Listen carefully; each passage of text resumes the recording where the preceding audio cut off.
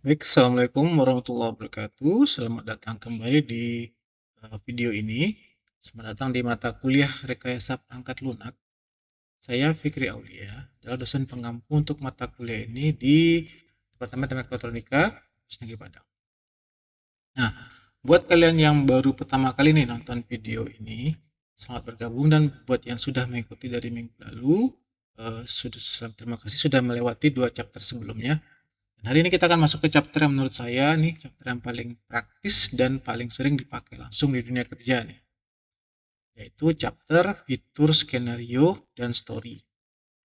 Nah, materi dari chapter ini kan diambil dari buku Software Engineering Product karya Ian Sommerfield. Ini seorang profesor rekayasa perangkat lunak yang sudah menulis buku selama puluhan tahun nih. Nah, buku ini memang dirancang untuk memahami bagaimana sebuah produk software itu dikembangkan dalam bentuk produk. Jadi kita melihat bahwa software itu bukan lagi sebuah proyek, tapi sebuah produk seperti kue atau seperti barang-barang yang kita bisa jual sehari-hari. Nah, sebelum kita mulai, saya ingin bertanya dulu nih, kalian pernah nggak pakai sebuah aplikasi, terus kalian mikir, kok fiturnya nggak ada yang saya butuhkan gitu? Atau sebaliknya, kok ada fitur ini sih? Kira-kira untuk siapa sih fitur ini dipakai? Nah, pertanyaan itulah yang akan kita jawab hari ini, saudara-saudara. Jadi pastikan kalian sudah siap. Silakan dibuka catatannya, karena kita akan banyak melakukan diskusi dengan berbagai macam contoh. Dan insya Allah setelah video ini selesai, kalian akan punya cara berpikir baru tentang bagaimana sebuah fitur itu dikembangkan dalam sebuah software. Nah, bismillahirrahmanirrahim, mari kita mulai. Oke, sebelum masuk ke materi, kita lihat dulu peta jalan kita hari ini. Di chapter 3 ini kita akan bahas 4 bagian besar. Pertama, kita akan bahas terkait pengantar fitur, skenario, sama story. Kita akan pahami dulu kenapa konsep ini penting dan bagaimana hubungan antara ketiganya. Kemudian kedua, kita akan bahas secara detail apa itu persona. Ini tentang bagaimana kita menciptakan sebuah imajiner ya yang membantu kita merancang software dengan lebih tepat sasaran. Yang ketiga, kita akan coba membahas skenario, yaitu bagaimana kita menulis narasi pengguna yang nyata, yang bisa membantu tim developer memahami konteks seorang pengguna. Nah, keempat, kita akan bahas sebuah user story, yaitu format pendek yang sangat populer di dunia industri, terutama di metodologi agile nih. Jadi pasti ada user story-nya biasanya di metode agile itu. Dan terakhir kita akan bahas fitur identification. Nah, ini bagaimana semua teknik tadi, yang tiga tadi, itu dikombinasikan, kemudian menghasilkan daftar fitur yang bisa kita bangun di sprint berikutnya. Nah, satu lagi di akhir video kita akan coba beberapa latihan interaktif. Jadi siapkan diri kalian. Mari kita mulai bagian pertama. Kita akan mulai dari bagian pertanyaan paling mendasar nih. Mengapa kita perlu fokus pada fitur? Nah, coba saya jelaskan dulu analogi sederhananya. Bayangkan kalian diminta membangun sebuah restoran. Misalnya. Kalian punya uang, kalian punya tim, kalian punya lokasi. Nah, ada satu masalah. Kalian tidak tahu pelanggannya siapa, target pasar kalian tidak tahu siapa target pasarnya. Nah, apakah ini restoran untuk anak-anak atau restoran untuk eksekutif atau untuk mahasiswa gitu ya? Apakah menunya western, apakah menunya masakan Padang atau masakan Jepang atau mungkin makan masakan Korea gitu. Tanpa tahu itu, kalian mungkin akan membangun restoran yang apa adanya gitu ya, ada apa aja atau ada-ada aja. Nah, tapi tidak pernah memuaskan siapapun karena tidak jelas konsepnya seperti apa. Nah, itulah persis situasi yang kita hadapi di pengembangan software dalam bentuk produk. Kalau kalian tidak tahu target pasarnya siapa, kalian tidak akan bisa bangun produk yang jelas untuk apa dibikin. Dalam buku Sommerfield disebutkan bahwa software produk ini berbeda dengan proyek software biasa. Nah, kalau proyek biasa kita punya klien yang bisa kita tanya langsung nih, klien ini maunya apa gitu. Tapi kalau software kita anggap sebagai produk, itu seperti sebuah aplikasi yang kita jual ke ribuan orang. Kita tidak punya satu klien spesifik. Tapi kita tidak bisa tanya langsung. Kita perlu kita jadi kita perlu cari cara informal untuk mengidentifikasi produk kita. Nah, disinilah tiga konsep ini bekerja, saudara. Ini adalah cara informal untuk mengidentifikasi produk yang kita bikin. Pertama, apa itu? Fitur. Nah, di mana ini adalah fragmen fungsional. Bayangkan seperti sebuah tombol ya, atau sebuah kemampuan gitu. Dalam software, contohnya seperti Microsoft Word, itu ada fiturnya print atau fiturnya new document gitu. Kemudian ada fitur track change atau melihat perubahan. Nah, setiap fitur ini berdiri sendiri dengan fungsi yang jelas. Nah, pertanyaannya adalah bagaimana kita tahu fitur apa yang harus dibikin? Kan gitu. Nah, jawabannya ada di gambar figur 3.1, lebih seperti ini. Nah, ini yang akan kita ikuti hari ini. Nah, prosesnya dimulai dari persona. Dan dari persona ini kita buatlah sebuah skenario. Nah, dari skenario ini kemudian lahirlah sebuah story. Nah, dari story ini itulah kita identifikasi fitur-fitur apa yang akan kita buat di program kita. Ingat ya, persona, skenario, story, fitur. Nah, ini seperti sebuah corong nih dari yang abstrak dan luas, semakin lama semakin spesifik ke konkret menjadi fitur yang bisa kita kembangkan. Nah, saya punya pengalaman menarik nih soal ini. Dulu waktu saya masih menjadi seorang programmer ya untuk uh, sebuah kantor di Pemprov Sumbar. Nah, tim developer ini biasanya mereka loncat-loncat coding tanpa melalui proses ini. Akibatnya apa? Setelah 3 bulan development, mereka bikin aplikasi gitu, mereka bikin sesuai dengan apa yang mereka inginkan aja, mereka launching aplikasinya. Nah, dalam seminggu kemudian, ternyata tidak ada yang menggunakan aplikasi. Bukan karena aplikasinya jelek sebenarnya, saudara. Secara teknis aplikasinya bagus, tapi fitur-fiturnya itu tidak menjawab kebutuhan nyata pengguna. Nah, banyak sekali kejadian seperti itu. Kita bikin aplikasi semau kita, sesuai dengan keinginan kita gitu ya, bla bla bla bla bla bla, kita launching, ternyata tidak ada yang menggunakan aplikasi itu. Nah, mereka kemudian harus membuat ulang lagi codingannya, membuat lagi ulang programnya.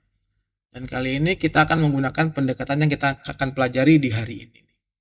Jadi kalian yang sekarang masih kuliah, pelajari ini baik-baik, karena ini bukan sekedar teori kosong ya. Ini adalah skill yang sangat nyata dipakai di dunia industri. Nah, paham ya? Oke, mari kita lanjutkan.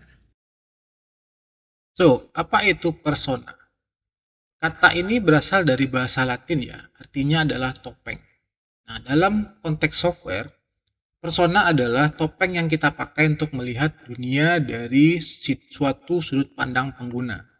Nah, definisi formalnya adalah persona atau imagine user adalah potret karakter yang merepresentasikan tipe pengguna potensial dari software kita. Nah, tapi saya ingin kalian paham ini lebih dalam nih. Bayangkan kalian sedang desain aplikasi untuk sistem pembelajaran online misalnya. Seperti e-learning yang kita bahas di minggu lalu. Nah, kira-kira siapa menggunanya nih? Guru, siswa, admin IT, dan orang tua. Nah, ada 4 pengguna misalnya.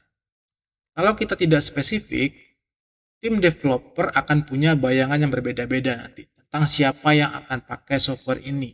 Dan itu, saudara, berbahaya. Karena setiap orang di tim akan membuat keputusan desain berdasarkan asumsi mereka yang berbeda-beda tadi. Nah, persona ini hadir untuk menyelesaikan masalah itu. Dengan membuat persona yang konkret dengan nama siapa, umurnya berapa, pekerjaannya apa, latar belakangnya apa, kemampuan teknologinya apa, semua orang di tim dia punya referensi yang sama. Nah, inilah yang di buku Ian Sommerfeld sebut sebagai menciptakan share vision tentang seorang pengguna. Nah, contoh nyata di kehidupan saya, ketika saya mengajar pertama kali dulu, tahun pertama saya jadi dosen ya, saya membuat soal ujian menurut saya sudah pas kira-kira. Tapi ternyata setelah saya berikan kepada mahasiswa, ternyata banyak siswa yang tidak bisa mengerjakan soal itu. Bahkan hampir beberapa orang mahasiswa saya gagal mengerjakan soal itu. Nah, kenapa ini terjadi? Karena saya tidak benar-benar memahami siapa mahasiswa saya. Saya asumsikan mereka punya background yang sama, mirip dengan saya dulu. Padahal sebenarnya tidak. Nah, karena itu, saya mulai membuat persona untuk mahasiswa saya. Walaupun tidak formal seperti ini, saya mulai bertanya, siapa sih kira-kira mereka dan dari mana asalnya dan apa pengalaman teknis yang mereka miliki. Dan itu mengubah cara saya mengajar. Nah, dalam konteks e-learn yang dicontohkan dalam buku, dia memberikan contoh persona ini dalam nama seorang Jack. Nah, Jack ini adalah seorang guru sekolah dasar dan juga ada lagi seorang lagi namanya Emma dan juga Emma ini seorang guru sejarah dan satu lagi seorang Elena yaitu seorang teknis IT. Nah, tiga orang ini dia memiliki latar belakang yang sangat berbeda nih, dengan kebutuhan yang sangat berbeda. Nah, pertanyaan saya untuk kalian, silakan diketikkan di kolom komentar. Kalau kamu yang desain e-learn, sistem e-learning ini, kira-kira persona apa yang ingin kamu buat dan tambahkan? Nah, mari kita lihat contoh persona pertama tadi, si Jack ini. Jack ini adalah seorang guru sekolah dasar, dia umurnya 32 tahun, tinggal di Ullapool misalnya, dan sebuah kota kecil di Skotlandia. Nah, sekarang kenapa detail seperti ini penting? Pertama, nama dan umur. Nah, ini bukan sekedar hiasan ya, saudara. Dengan memberikan nama Jack, ini bukan pengguna satu atau teacher A gitu, maka tim developer lebih mudah untuk berempati. Mereka bicara dengan tentang si Jack butuh ini gitu, si Jack butuh itu gitu. Atau si Jack ini dia tidak bisa melakukan ini, si Jack tidak bisa melakukan itu. Namanya guru sekolah dasar tentu pengapa itu background IT-nya pasti terbatas. Nah, bukan pengguna X atau pengguna Y tidak bisa melakukan ini. Nah, kedua, kenapa perlu lokasi? Dijelaskan juga detail lengkapnya.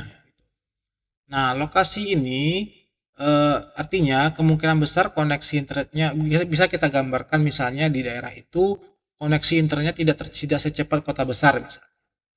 Nah, ini bisa langsung berpengaruh terhadap keputusan teknis biasanya, saudara. Misalnya, apakah software ini harus bisa berjalan di jaringan yang lambat. Nah, ketiga kita harus tuliskan juga kemampuan teknologi si user ini. Nah, apakah si Jack ini mungkin bukan orang yang sangat melek teknologi. Dia bisa pakai software untuk kebutuhan praktis, tapi dia tidak ingin belajar sistem yang rumit. Bayangkan kalau kita tahu ini dari awal ya, kita mungkin tidak perlu membuat antarmuka yang terlalu kompleks. Kita tidak akan butuh 10 langkah untuk melakukan tugas sederhana. Nah, ini yang kita maksud dengan user centered design, saudara. Desain yang berpusat pada pengguna. Nah, saya punya analogi yang suka saya pakai di kelas nih. Nah, membuat persona itu seperti membuat karakter ya. Karakter dalam novel. Nah, penulis novel yang baik tidak hanya tahu nama karakternya, tapi juga tahu apa makanan kesukaan dari karakternya, apa yang membuatnya cemas di pagi hari, dan apa motivasi terdalam orang itu. Nah, kenapa ini penting? Karena dengan mengenal karakter sedalam itu, penulis bisa membuat keputusan yang sangat konsisten tentang apa yang dilakukan karakter itu dalam berbagai situasi. Sama persis dengan persona dalam software. Sekarang mari kita lihat figur 3.4. Nah, ini menunjukkan elemen-elemen visual yang biasa ada dalam deskripsi persona. Biasanya, persona itu disajikan dalam bentuk sebuah profil kartu biasanya. Ada fotonya gitu ya, dan ada namanya, personal information, ada informasi kunci yang tersusun rapi seperti job relatednya, ada uh, interestnya, keinginannya seperti apa, kemudian background pendidikannya. Nah, kenapa ada foto? Nah, foto ini sebenarnya bukan cuma estetika ya. Penelitian dalam desain UX menunjukkan bahwa ketika kita menaruh foto wajah pada sebuah persona, tim developer biasanya lebih mudah mengingat orangnya, lebih sering merujuk si orang itu di dalam diskusi biasanya. Nah, otak manusia, saudara, sangat responsif terhadap wajah. Nah, kita secara otomatis lebih berempati ketika kita melihat wajah seseorang, bahkan kalau itu cuma foto stok.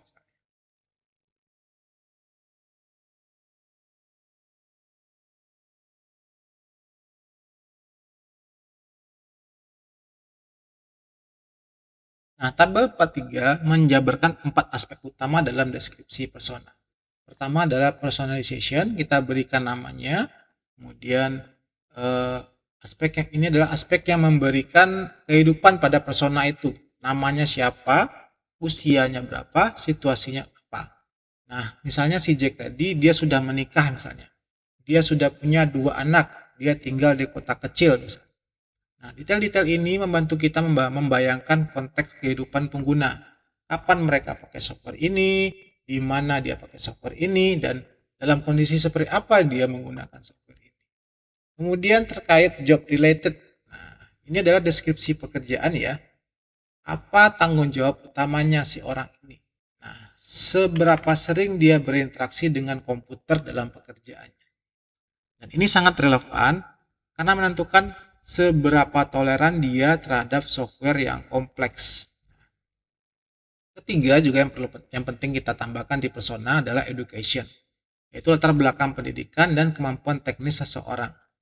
Nah, apakah dia pernah belajar coding misalnya? Apakah dia terbiasa menggunakan antarmuka modern? Seorang IT engineer punya toleransi yang berbeda dibandingkan dengan guru SD terhadap software yang tidak intuitif. Nah, keempat, relevansi. Nah, ini yang paling penting nih. Mengapa? Eh, Misalnya persona ini dia tertarik nggak sama produk kita. Nah, kira-kira apa yang ingin dia lakukan terhadap produk yang kita bikin ini. Nah, ini menghubungkan persona dengan kebutuhan fungsional, saudara-saudari mahasiswa. Kalau kalian nanti bikin tugas di mata kuliah ini, pastikan 4 aspek ini ada dalam persona kalian. Nah, jangan bikin persona yang hanya nama sama foto saja, ya itu biasanya terlalu dangkal ya. Berarti kan itu. Sekarang mari kita lihat contoh persona lain yaitu Emma sama Ella. Nah, Emma ini dia adalah seorang guru sejarah berumur 41 tahun. Dia berbeda dengan Jack. Emma dia lebih senior, lebih berpengalaman dan mungkin dia lebih mandiri dalam hal administrasi. Dia mengajar mata pelajaran yang membutuhkan banyak sumber referensi karena dia mengajar sejarah. Dia mengajar misalnya Perang Dunia I misalnya. Dia mungkin butuh fitur yang membantu dia mengkurasi konten dari berbagai sumber. Kemudian ada lagi persona ketiga namanya adalah Elena. Dan dia adalah seorang teknisi IT di sekolah. Umurnya adalah 28 tahun. Nah, Elena ini adalah persona yang sangat berbeda dari kedua persona yang lain. Dia bukan pengguna akhir yang mengajar, dia adalah seorang admin dari sistem yang mengkonfigurasi, memelihara software kita agar bisa dipakai oleh si Jack sama si Emma. Nah, pelajaran pentingnya nih, dalam suatu software yang sama, bisa ada banyak tipe pengguna yang berbeda, dengan kebutuhan yang sangat berbeda, bahkan kadang bertentangan. Nah, Emma mungkin ingin bisa membuat tampilan sistemnya sendiri, tapi Elena mungkin tidak ingin semua guru bisa mengubah konfigurasi sistem, karena itu bisa menyebabkan masalah teknis. Nah, ini adalah tension yang nyata di dunia pengembangan software. Dan persona ini saudara membantu kita memetakan tension itu lebih dalam. Nah, interaksi bentar ya, coba kita bayangkan kalau kalian adalah developer dari iLearn ini misalnya, dan harus membuat keputusan apakah guru boleh mengubah konfigurasi sistemnya sendiri atau tidak. Silakan dijawab. Ditanya kalau boleh, silakan dijawab A, boleh tapi terbatas, Atau B, boleh tapi harus lewat admin. Nah, silakan dipikirkan sebentar. Jawaban kalian tentunya akan lebih terasa mudah dijawab ketika kita punya persona Jack, Emma, sama Elena di depan kita. Nah, bandingkan kalau kita tidak punya abstraksi tadi, kita cuma punya abstrak seperti guru sama admin. Tentunya ini akan mempengaruhi keputusan kita sebagai seorang developer gitu ya. Nah, inilah saudara kekuatan dari persona. Oke, kita sudah lihat contoh-contohnya. Sekarang mari kita rangkum mengapa persona itu sangat berguna. Ada 4 manfaat dari persona ini. Pertama, itu empati. Nah, persona ini saudara membantu tim kita, developer, untuk masuk ke sepatu pengguna gitu. Masuk ke step in user shoe. Artinya kita bisa duduk sama rata dengan si pengguna ini. Nah, ini bukan sekedar kalimat romantis ya, tapi ini adalah sebuah keputusan yang praktis dan efektif.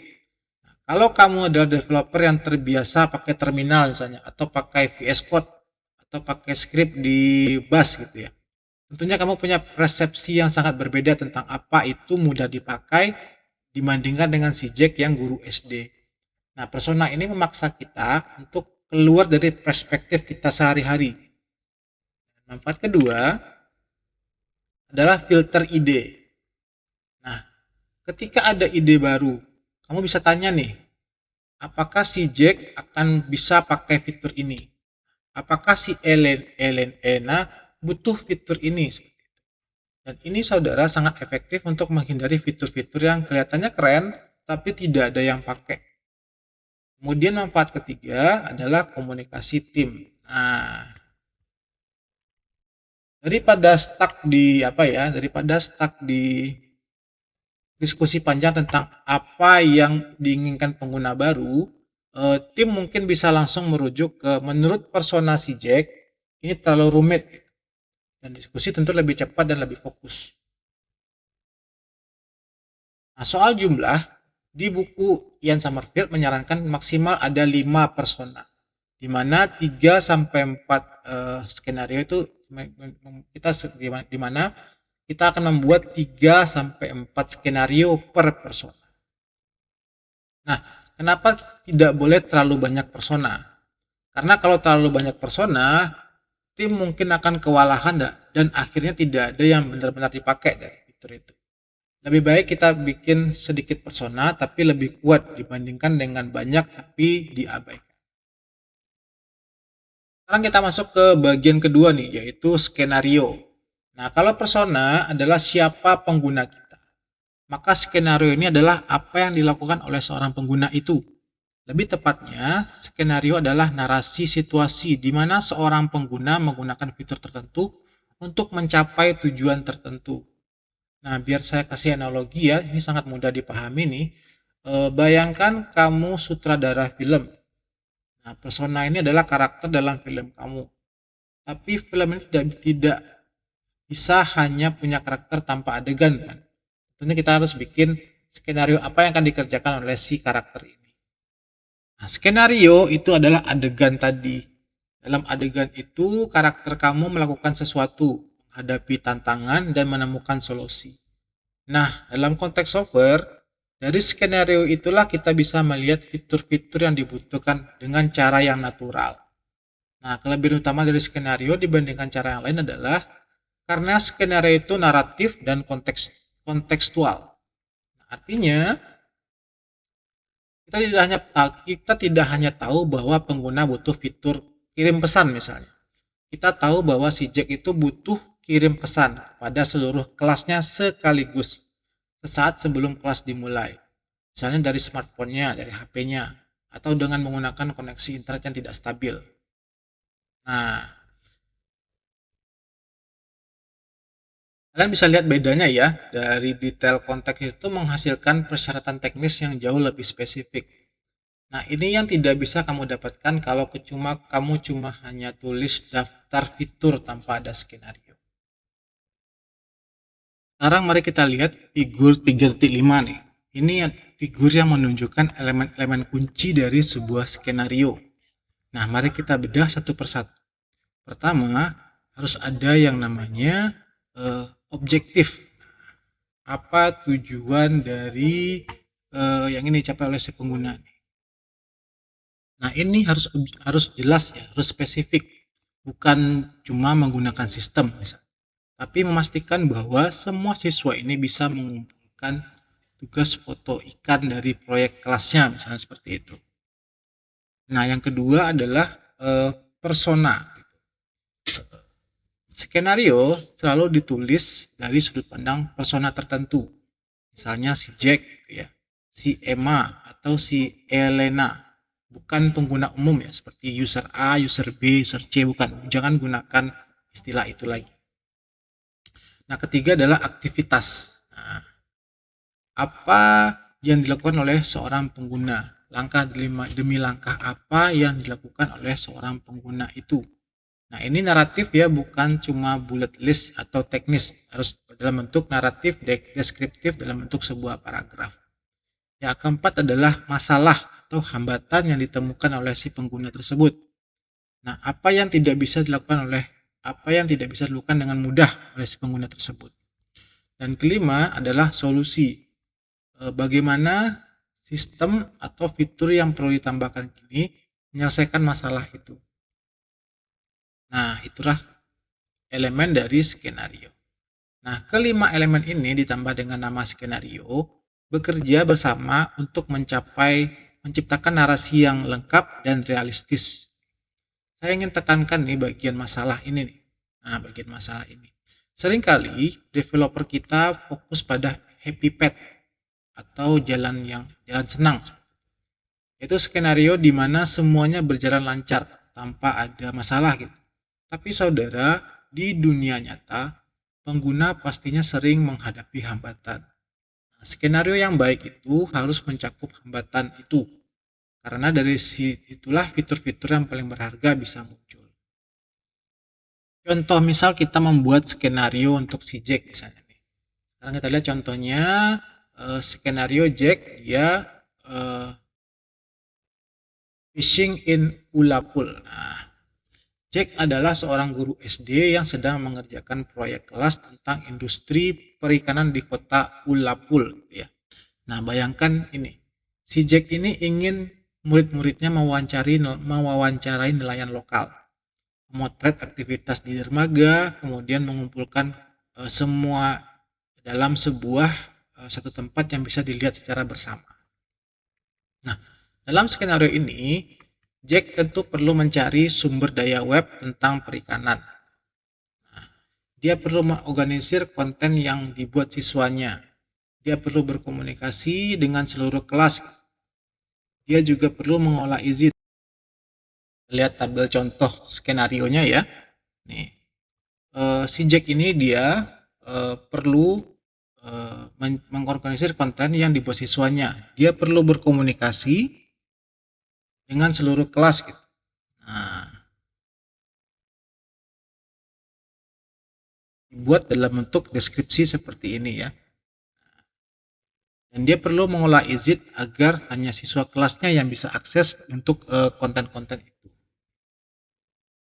Sekarang coba kalian bayangkan jadi si Jack. Kamu seorang guru, kamu bukan programmer, kamu pakai komputer tapi bukan ahli. Semua punya waktu terbatas karena mengajar 5 mata pelajaran. Sekarang kamu harus mengelola proyek digital yang melibatkan 30 orang siswa gitu. Kira-kira apa yang kamu butuhkan? Nah, dari skenario ini saja sudah muncul kebutuhan dari si Jack ini. Nah, seperti kalian lihat di sini ya. He used the e-learn setup service to add a kids tech page to the service seen by the student in a class so that they log in, they can intermediate use the system to upload photos from their phone and class computer. Jadi siswa itu dia butuh sebuah fitur yang mungkin dia mengupload foto-foto yang diambil di HP-nya, dari HP-nya langsung ke fitur itu menggunakan HP dan menggunakan komputer di kelas. Nah, sehingga kebutuhan ini saudara menghasilkan fitur-fitur Fitur apa? Pertama yaitu fitur pencarian resource. Kemudian fitur unggah foto seperti yang ini ya. Fitur unggah foto. Fitur pesan, jadi bisa mengirimkan pesan dari HP-nya. Dan fitur kontrol akses sehingga siswa yang akan mengupload itu harus login dulu. Nah, semua itu ada di skenario. Inilah kenapa si Ian Sommerville ini sangat menekankan pentingnya kita bikin skenario. Sekarang mari kita lihat skenario untuk Emma. Emma ini adalah karakter yang berbeda ya.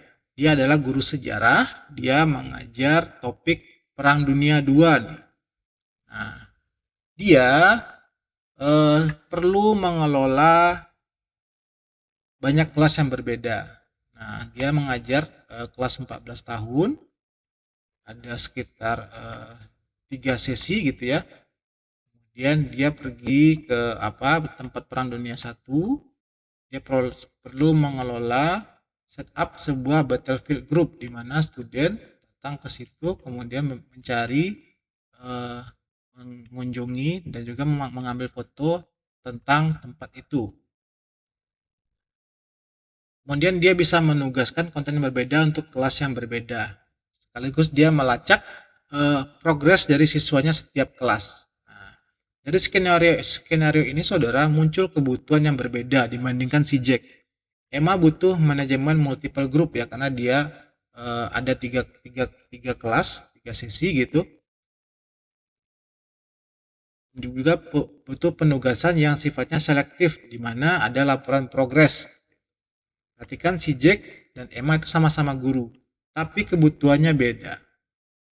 Tanpa persona, skenario yang terpisah, kita mungkin akan membuat suatu sistem yang generik yang tidak memuaskan kedua-duanya. Nah, ini adalah pelajaran penting ya. Kenapa? One size fit all sering berakhiran dengan one size fit none. Di software yang dirancang untuk semua orang, seringkali tidak optimal untuk siapapun. Itu perlu diperhatikan. So, bagaimana sebenarnya cara menulis skenario? Sekarang mari kita bahas bagaimana cara menulis skenario yang baik. Nah, ini adalah skill yang perlu dilatih nih. Dan saya akan kasih tips dari pengalaman saya. Tips pertama, kita mulai dari persona. Jangan tulis skenario dulu sebelum kamu punya persona yang jelas. Skenario itu harus terasa seperti cerita tentang orang itu, orang si persona itu. Bukan cerita tentang abstrak. Nah, tips kedua, gunakan bahasa naratif yang alami dan bukan teknis atau struktural. Nah, skenario bukan spesifikasi teknis ya. Ingat, skenario bukan spesifikasi teknis. Jangan tulis menggunakan seperti step by step, jangan. Misalnya, pengguna mengklik tombol submit dengan parameter X. Nah, jangan seperti itu. Tulisnya adalah misalnya, Jack mengklik tombol kirim, berharap semua siswanya akan mendapatkan notifikasi.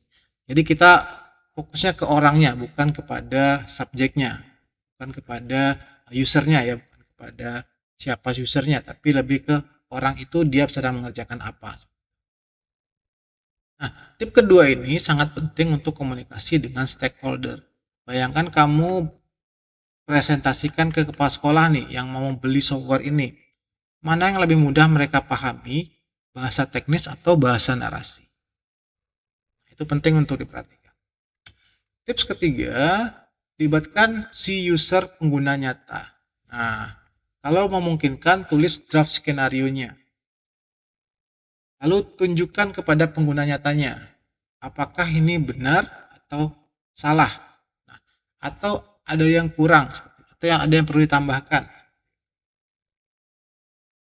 Nah, ini yang kita sebut sebagai validasi. Nah, ini sering dilupakan oleh tim developer nih, karena mereka terlalu percaya diri dengan asumsinya. Nah, tips keempat, jumlah 3-4 skenario per persona. Jangan terlalu banyak, ingat bahwa kita fokus pada tanggung jawab utama, bukan persona itu. Kita fokus pada tanggung jawab utama dari persona itu. Bukan semua tanggung jawabnya, tapi cukup tanggung jawab utama saja apa-apa apa saja. Nah, sekarang kita masuk ke bagian ketiga yang sangat populer di industri nih, yaitu user story ya. Nah, kalau skenario adalah narasi panjang yang kontekstual. Sementara user story ini adalah versi yang lebih pendek nih, terstruktur dan langsung actionable. Jadi lebih ke ringkasan dari dari skenario. Nah, format standarnya adalah seperti ini. As a role, role-nya siapa? I want atau I need to do something so that alasannya apa, manfaatnya apa. Contohnya seperti ini. As a teacher, I want to tell all member, misalnya to take a picture in the field and then upload to the e-learn system. Nah, itu contohnya. Atau as a teacher, I want to send message I want to tell to a member so that I can notify them about a change of schedule. Jadi kita bisa memberitahu ada perubahan terhadap jadwal kelas. Nah, ini singkat dan jelas dan langsung menunjukkan siapa yang butuh, apa yang dibutuhkan dan mengapa. Nah, kenapa format ini sangat populer? Pertama, karena mudah dipahami oleh semua pihak, terutama seorang developer gitu ya, desainer, product manager, bahkan klien. Kedua, karena setiap user story bisa langsung masuk ke backlog dan estimasi. Nah, ingat ya, minggu lalu kita belajar apa itu backlog management. Itu adalah daftar yang akan dimasukkan ke sprint, daftar fitur yang akan dimasukkan ke sprint berikutnya. Ketiga, kenapa ini sangat populer? Karena user story itu mendorong kita untuk selalu bertanya, why? Kenapa fiturnya dibutuhkan? Dan kalau kita tidak bisa jawab, mungkin fitur itu tidak perlu dibuat. Satu konsep yang penting ini adalah epic. Itu adalah epic adalah user story yang terlalu besar atau terlalu kompleks dan untuk diselesaikan dalam satu sprint. Terkadang ada sebuah user story yang itu terlalu besar dan tidak mungkin diselesaikan fiturnya dalam satu sprint. Biasanya epic ini harus dipecah menjadi beberapa user story yang lebih kecil dulu. Nah, contohnya seperti ini. Misalnya yang epic ini seperti ini. As a teacher, I want to manage entire class. Nah, ini story yang sifatnya epic ya. Ini story-nya terlalu besar, tidak spesifik, tidak tidak detail. Nah, ini mungkin perlu beberapa sprint untuk menyelesaikannya. Nah, untuk menyelesaikan ini, maka kita perlu pecah dia menjadi beberapa story kecil. Dari situ bisa dipecah menjadi banyak story user yang lebih spesifik. Figur 3.6 ini menunjukkan bagaimana user story diturunkan dari skenario EMA. Masih ingat skenario EMA? Seorang guru sejarah ya, dia mencoba mengajarkan sejarah Perang Dunia I kepada usernya. Nah, ini contoh yang sangat baik tentang bagaimana dua teknik ini bekerja bersama nih. Dari skema EMA tentang bagaimana dia memanage kelas agar dia bisa membagi tugasnya dengan merata gitu ya, kita bisa ekstrak user story-nya seperti ini. Pertama, as a teacher, I want to able login my e-learn account to go from home using Google Credentials so I don't have remember another login ID and password. Jadi si Emma ingin dia bisa login ke e-learn ini tanpa perlu mengingat username sama password, dia cukup menggunakan akun Google saja. Story kedua, as a teacher, si Emma ini ingin mengakses aplikasi yang bisa saya gunakan untuk mengelola dan mengadministrasi kelas. Story ketiga, si Emma ini sebagai orang tua, sebagai guru dan orang tua, saya ingin agar bisa memilih akun yang sesuai sehingga saya tidak harus memiliki dua akun berbeda. Jadi kebetulan si Emma ini punya anak yang sekaligus belajar di sekolah itu. Jadi dia pengen sebagai orang tua dia punya akses sebagai guru dia juga punya akses tanpa harus memiliki 2 akun yang berbeda. Nah, lihatlah setiap story user itu sangat spesifik ya, sangat actionable dan bisa langsung diestimasi oleh developer.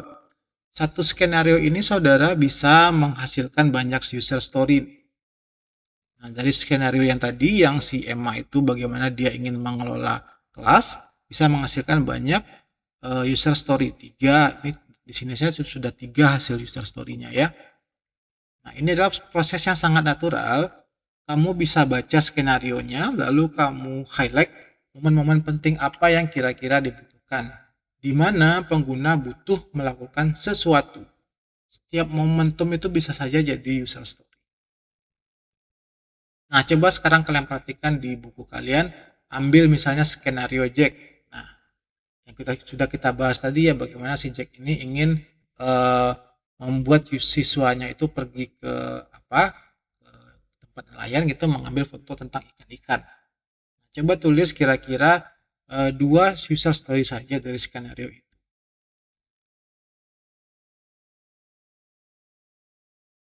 Sekarang pertanyaan paling sering muncul nih, mana yang lebih baik antara skenario sama user story? Nah, jawaban saya adalah keduanya diperlukan untuk tujuan yang berbeda. Nah, ini bukan kompetisi ya. Skenario itu lebih baik untuk komunikasi dengan stakeholder yang sifatnya non-teknis, sehingga kita memahami konteks pengguna secara holistik. Nah, kita memahami konteks pengguna secara holistik, kita menemukan fitur-fitur yang tidak terduga gitu. Dan juga kita bisa memvalidasi tentang pengguna nyata. Sementara user story, dia lebih detail, dia lebih berguna untuk development, planning, sama sprint planning. Dia bisa kita estimasikan effortnya, kita bisa tracking progressnya, masih ingat, kita juga bisa melakukan acceptance testing. Nah, analogi saya, kalau skenario itu adalah seperti novel ya, maka user story ini adalah ringkasan dari bab per bab. Novel itu memberikan pengalaman yang kaya kontekstual. Ringkasan memudahkan kamu navigasi dan tracking. Dan keduanya ini berguna untuk tujuan yang berbeda. Summerfield sendiri mengatakan bahwa story sebaiknya digunakan sebagai ekstensi dari skenario. Jadi bikin dulu skenarionya, kalau dirasa terlalu luas skenarionya, kita bikin story untuk lebih membuat story itu lebih spesifik. Nah, bukan pengganti, jadi keduanya harus ada, di mana story ini mendukung untuk si skenario. Sekarang kita masuk ke bagian keempat dan terakhir dari kita bahas hari ini, yaitu fitur identification. Nah, ini adalah output dari semua proses yang sudah kita pelajari tadi. Dari persona kita bahas, dari skenario kita bahas, dari user story juga kita bahas. Sekarang bagaimana kita mengidentifikasi dan mendefinisikan fitur-fitur apa yang ingin kita bangun. Nah, Summerfield dia menjelaskan bahwa fitur yang ideal itu harus memiliki 3 kualitas. Pertama, harus independen, di mana fitur itu bisa berdiri sendiri, tidak terlalu bergantung pada fitur lain. Kemudian coherent, yaitu fitur ini punya satu fungsi yang jelas, tidak melakukan terlalu banyak hal sekaligus. Yang ketiga adalah relevan, yaitu fitur ini benar-benar dibutuhkan oleh setidaknya satu orang persona. Nah, untuk mengidentifikasi fitur itu, kita perlu 4 pengetahuan, saudara. Nah, dari mana sumber pengetahuannya? Dari user, dari produk, domain, sama teknologi. Nah, ini harus dimiliki oleh seorang developer. Ada 4 sumber pengetahuan, kita bahas satu persatu. Pertama, user knowledge. Nah, ini kita dapatkan dari skenario dan story. Kita tahu apa yang diinginkan pengguna. Kemudian product knowledge, ini adalah produk yang sudah ada di pasaran nih. Apa kira-kira fitur standar yang sudah diharapkan oleh pengguna? Kalau kamu bikin word processor misalnya pengganti Microsoft Word tanpa ada fitur undo atau redo, tentu pengguna akan kecewa karena itu sudah jadi ekspektasi standar gitu ya. Kemudian domain knowledge. Nah, ini pemahaman tentang domain masalah nih. Kalau bikin software untuk rumah sakit misalnya, kamu harus pahami alur kerja medis dulu. Kamu bikin software untuk akuntansi, kamu harus pahami prinsip-prinsip akuntansi dulu. Nah, pengalaman saya dulu, waktu saya bikin sistem informasi untuk salah satu SMK ya, tim developernya tidak punya domain knowledge yang sangat cukup tentang sistem pendidikan vokasi. Akibatnya beberapa fitur yang mereka bangun tidak relevan dengan alur kerja nyata di sekolah. Dan mereka harus wawancara guru dan staf berkali-kali untuk memperbaiki ini. Dan terakhir adalah knowledge teknologi. Nah, ini adalah memahami apa yang bisa dilakukan oleh teknologi terkini. Ini lebih ke kemampuan si DevOps-nya, kemampuan si developernya nih. Misalnya fitur voice recognition, bagaimana mengaplikasikannya di program, AI recommendation atau augmented reality gitu, atau ChatGPT atau video generator gitu. Nah, semua itu bisa membuat peluang fitur inovatif yang tidak terbayangkan sebelumnya, saudara-saudara. Selanjutnya kita akan bahas figur 3.6. Ini kita akan menunjukkan tiga faktor desain yang perlu dipertimbangkan saat membangun fitur set. Nah, kenapa Bapak bilang tiga? Karena sebenarnya ini adalah gabungan dari dua sisi pandang berbeda. Pertama, simplicity versus functionality. Nah, mana kira-kira yang lebih penting? Nah, ini adalah tension yang sangat nyata ya di bidang software engineering. Semakin banyak fitur, maka akan semakin powerful softwarenya. Tapi tentu juga akan semakin sulit untuk kita pelajari. Nah, contoh ekstrimnya nih, misalnya Microsoft Word. Nah, punya ratusan fitur, bahkan powerful, tapi bisa overwhelming untuk pengguna baru. Nah, terutama untuk pengguna-pengguna yang baru belajar ya. Ada banyak sekali tombol di atasnya yang bahkan dia tidak tahu apa fungsinya.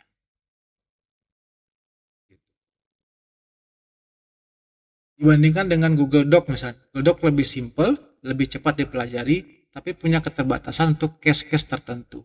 Nah, kira-kira menurut kalian mana yang lebih baik nih? Sebenarnya tergantung persona kalian, siapa yang menggunakannya. Kalau orang yang bekerja di kantoran dengan fitur yang banyak, tentu dia butuh Microsoft Word. Tapi kalau orangnya cuma mengetik untuk hal-hal biasa, standar gitu ya, tentu Google Doc lebih bermanfaat. Nah, faktor desain kedua yang perlu dipertimbangkan adalah familiarity versus novelty. Nah, apakah software kalian harus terasa familiar seperti yang sudah ada dengan aplikasi-aplikasi sebelumnya? Atau apakah kalian ingin menghadirkan fitur baru di aplikasi kalian? Nah, familiarity itu tentu lebih mudah dipelajari, sementara novelty bisa menjadi daya tarik baru untuk lebih kompetitif software kalian yang kalian kembangkan. Dan yang ketiga adalah automation versus control. Seberapa banyak dilakukan sistem secara otomatis dan seberapa banyak kontrol diberikan kepada si penggunanya. Nah, otomatisasi tentu memudahkan si pengguna baru, tapi bisa membuat frustasi anggota pengguna berpengalaman yang ingin kontrol penuh. Nah, tentunya saudara-saudari mahasiswa tidak ada jawaban universal yang benar nih. Semua tergantung kepada siapa persona yang menggunakan aplikasi kalian. Nah, hindari fitur chip. Nah, ini adalah masalah yang paling sering terjadi di dunia nyata nih. Fitur chip atau dalam bahasa Indonesianya adalah nafsu fitur ya. Nah,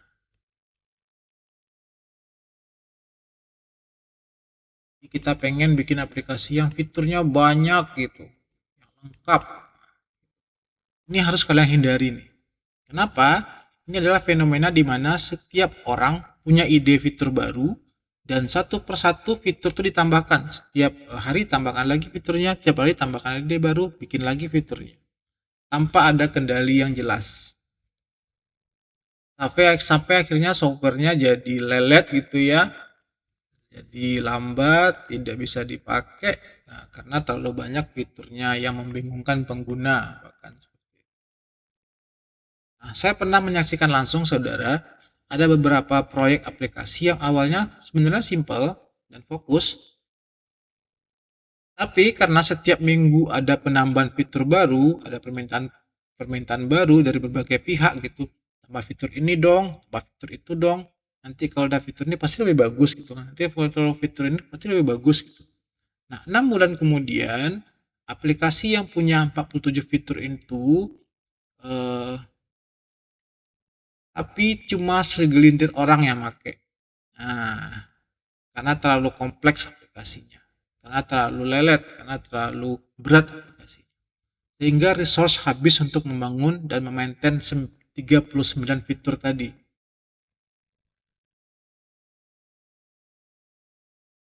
Saudara, ini bukan cuma pemborosan, tapi ini bisa saja membunuh proyek, membunuh software yang kita bikin. Nah, gambar 3.10 ini, saudara, menggambarkan bagaimana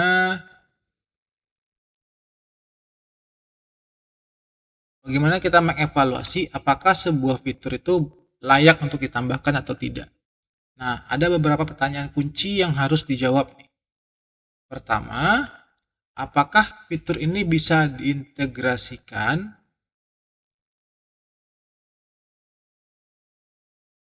ke fitur yang sudah ada? Kalau iya, lebih baik tentu gunakan fitur lama. Dan apakah fitur ini cukup spesifik? Nah, fitur yang terlalu umum sulit untuk diimplementasikan dengan baik. Kemudian, apakah ini benar-benar fitur baru? Nah,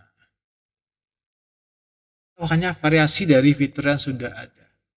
Pertanyaan keempat adalah, apakah banyak pengguna baru yang akan pakai? Kalau hanya cuma 2% pengguna baru yang pakai gitu, nggak banyak, maka mungkin tidak perlu kita tambahkan fitur itu. It's not worth the effort. Nah, ini adalah 4 filter yang sangat berguna nih. Dan setiap tim seharusnya harus punya proses seperti ini sebelum menambahkan fitur-fitur baru. Oke, selanjutnya, saudara, figur 3.2 ini menunjukkan adalah template standar dari deskripsi fitur. Setelah kita membuat fitur dari user identification tadi, maka setiap fitur itu harus didokumentasikan dengan, pertama, ada nama fiturnya. Apa nama fiturnya? Ini harus singkat dan deskriptif ya. Kemudian harus ada deskripsi apa fitur itu dilakukan. Kemudian ada user story terkait. Nah, story mana yang akan memotivasi fitur ini? Juga ada constraint, yaitu batasan teknis atau bisnis yang perlu diperhatikan. Nah, figur 3.3 ini menunjukkan contoh konkret untuk new group. Misalnya, new group comment actionnya adalah menggunakan new group menu menggunakan keyboard atau shortcut. Nah, singkat, jelas, dan mudah dipahami oleh pengguna. Kemudian inputnya apa? Nama dari grupnya yang dipilih oleh user. Kemudian outputnya apa? Sebuah dokumen kontainer dan update daftar dokumen terhadap grup yang baru dibikin.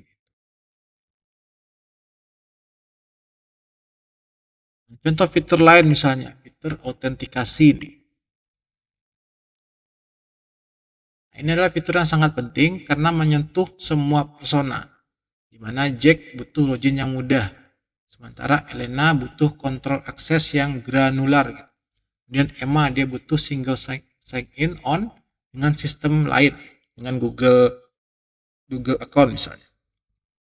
Nah, satu fitur tapi dia punya banyak perspektif.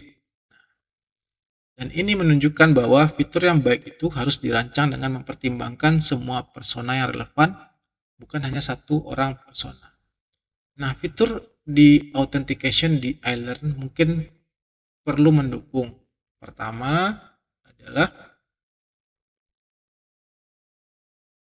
login dengan username sama password login dengan akun SSO sekolah gitu, menggunakan Google, set password yang mudah, tambah lagi session timeout gitu ya, dan juga tidak perlu mengganggu guru yang sedang mengajar. Nah, semua ini keluar dari kombinasi perspektif dari berbagai persona ya.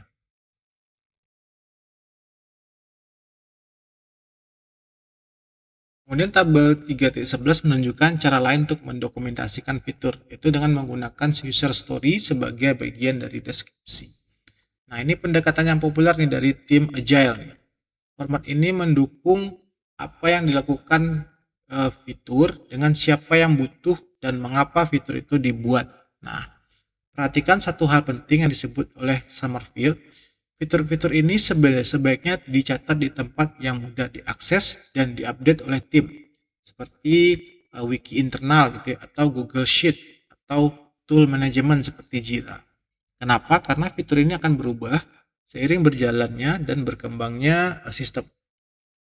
Nah, ketika kalian mulai membuat prototipe dan menguji dengan pengguna nyata, kalian akan menemukan bahwa beberapa asumsi kalian mungkin salah dan fitur perlu direvisi. Nah, dokumentasi yang hidup dan terus diupdate adalah tanda tim yang mature.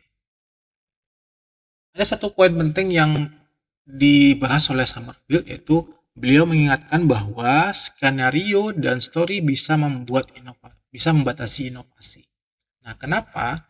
Karena skenario dan story itu ditulis berdasarkan cara pengguna bekerja saat ini. Mereka menggambarkan masalah yang sudah ada. Tapi inovasi sejatinya datang dari cara berpikir yang sama sekali berbeda. Nah, contoh nih yang dipakai di Summerfield, misalnya Git gitu ya. Nah, sebelum ada Git, programmer mungkin menulis story seperti as developer, I need to back up my code before making change so that I can restore it something goes wrong. Nah, sekarang kan kita bisa menggunakan Git untuk menyimpan story dari program yang kita bikin. Nah, berdasarkan story di sebelum ada Git, story itu tim mungkin membangun sebuah sistem backup sederhana. Tapi seorang Linus Torvalds, orang yang membuat Git itu ya, dia tidak berpikir tentang backup. Tapi dia berpikir tentang bagaimana model distribusi versi yang fundamentally berbeda. Maka lahirlah sebuah Git yang mengubah cara seluruh dunia menulis software. Nah, pelajaran untuk kalian, mulai dari story, tapi jangan berhenti di sana. Setelah kamu memahami masalah pengguna, tanya diri sendiri, apakah ada cara yang sama? Apakah ada cara yang sama sekali berbeda untuk menyelesaikan masalah ini? Nah, itulah ruang yang bisa kita lakukan untuk berinovasi. Oke, saudara, kita sudah hampir selesai. Sekarang mari kita rangkum apa key point yang akan setelah kita bahas hari ini nih. Nah, pertama, fitur adalah fragmen fungsionalitas yang memenuhi kebutuhan atau keinginan dari seorang pengguna. Nah, awal development, maka kita buat daftar fitur dengan deskripsi singkat. Kemudian persona adalah potret pengguna imajiner ya, atau dideskripsikan dengan background, kemampuan, dan interest mereka. Nah, ini berguna untuk membantu tim berempati dan fokus kepada si usernya. Dan juga kita membahas terkait skenario, di mana skenario adalah narasi pengguna dari perspektif persona. Nah, di skenario ini lebih ke kontekstual, naratif, dan sangat berguna untuk komunikasi. Dan setelah skenario, kita akan membuat sebuah user story, adalah sebuah deskripsi terstruktur yang pendek dengan menggunakan format yang standar dan actionable, ekstensi dari si skenario. Kemudian setelah itu kita membuat identifikasi fiturnya melalui highlight aksi di skenario, di story, dan skenario. Nah, dengan mempertimbangkan 4 sumber pengetahuan dari si developernya, yaitu user, domain, produk, sama teknologi yang digunakan. Nah, ingat saudara, dalam mengembangkan software harus kita hindari adalah fitur creep, yaitu nafsu fitur, dengan melakukan proses review yang ketat dan pertanyaan evaluasi yang konsisten. Apa itu? Yaitu trade-off simplicity, novelty, sama. Oke, kita sudah sampai di akhir video chapter 3 ini. Saya harap setelah menonton video ini, kalian tidak hanya paham teorinya ya, tapi sudah punya gambaran yang sangat konkret tentang bagaimana fitur sebuah software itu lahir. Dari persona kita membantu kita memahami siapa pengguna kita, kemudian kita ke skenario yang menunjukkan bagaimana mereka menggunakan sistem dalam konteks nyata, kemudian kita membuat user story yang menerjemahkan kebutuhan itu ke format yang bisa dikerjakan oleh tim developer gitu ya. Dan terakhir kita buat sebuah fitur yang akhirnya dibangun untuk memberikan nilai nyata dalam software yang kita gunakan. Nah, ini adalah proses yang saya gunakan, yang digunakan oleh tim-tim software terbaik di dunia, dan yang akan sangat berguna bagi kalian saat terjun ke dunia kerja nanti, atau ketika kalian mulai berkarya di masyarakat, membuat produk yang bisa kalian jual, bisa kalian pasarkan, yang bisa kalian kembangkan. Nah, sebelum saya tutup, saya ingin melakukan satu hal. Nah, silakan di kolom komentar tulis satu insight paling berharga yang kalian dapat dari video ini. Bisa apapun tentang persona, skenario, user story, atau fitur script. Nah, ini bukan untuk saya saja, tapi untuk saling belajar tentang bersama dengan sesama penonton nih. Dan kalau ada pertanyaan, jangan ragu, silakan diketikkan di komentar, atau silakan diskusikan juga di grup WhatsApp atau di Smile kita. Saya akan baca semua komentar dan saya jawab sebisa mungkin. Nah, minggu depan kita akan masuk ke chapter 4 ya, yang membahas tentang software arsitektur. Nah, ini adalah salah satu chapter yang sangat mengubah cara kalian berpikir tentang bagaimana software itu dibangun dari level yang lebih tinggi. Semangat terus dalam belajar, ingat setiap jam yang kalian investasikan itu untuk belajar akan berlipat ganda di masa depan. Wassalamualaikum warahmatullahi wabarakatuh. Sampai ketemu lagi minggu depan.